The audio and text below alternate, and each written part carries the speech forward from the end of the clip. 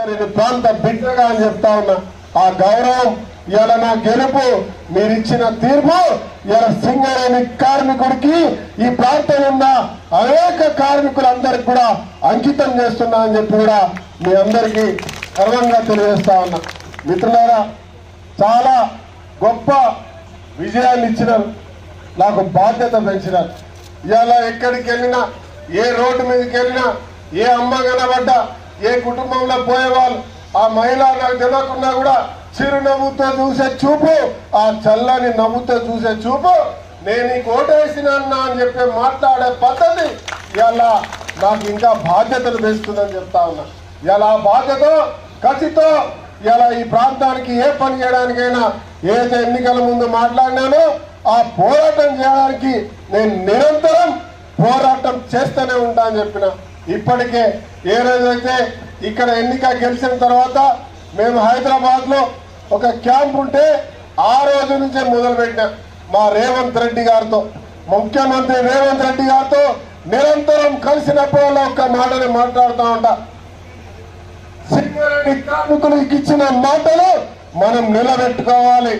ఆ ప్రాంతంలో ఉన్న 6 గ్యారంటీలతో పాటు ఆ ప్రాంతంలో ఉన్న సమస్యలు పరిష్కారం చేయాలని చెప్పినప్పుడు ఆయన అక్కడికక్కడే అధికారులను పిలిపించి మా రాష్ట్రకు ఇదే మాదిరిగా చెప్పినారని మా రాష్ట్రకు సింగరేణి కార్మికుల పక్షాన గొప్ప తీర్పుతో వచ్చినాడు.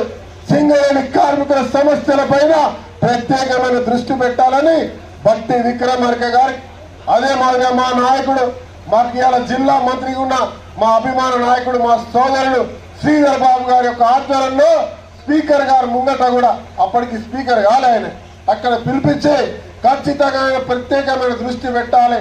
ప్రైవేటీకరణకు పూర్తిగా విరుద్ధం, అండర్ గ్రౌండ్ మైన్లు తీసుకురావాలి, సిమెంట్ ఇండస్ట్రీ తీసుకురావాలి. ఇవాళ కార్మికుడు వీళ్ళు కోరుకునే ప్రతి ఒక్క కార్యక్రమాన్ని చేయాలని చెప్పి వాళ్ళు మాట ఇవ్వడం జరిగింది.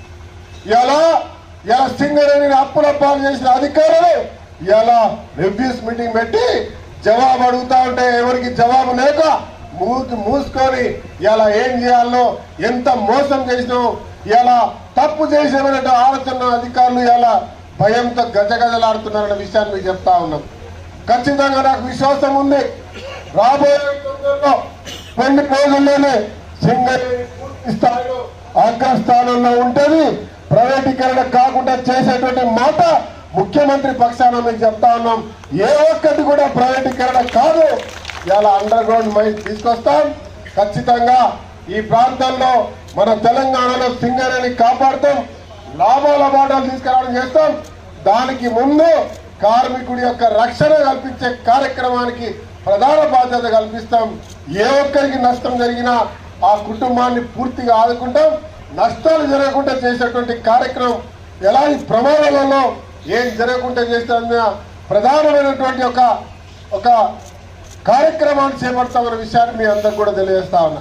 తర్వాత ఇంకొక విషయం, ఇవాళ సొంతింటి కళ, ఇప్పుడే మిత్రులు వచ్చి చెప్తా ఉన్నారు, నాకు లెటర్ రాసి ముఖ్యమంత్రితో అధికారికంగా చెప్పమని.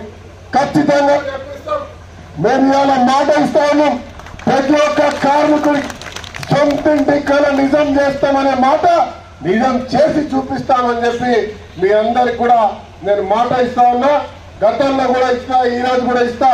ఇప్పటికైనా సరే ఈ ప్రాంతంలో ఉండాలనుకున్న వాళ్ళు ప్రభుత్వ భూమి ఉంటే చెప్పండి, స్వయంగా వచ్చి నేనే ప్లాట్లు చేసిస్తా, తర్వాత పట్టాలు ఇప్పిస్తా. ఇది నా మాట.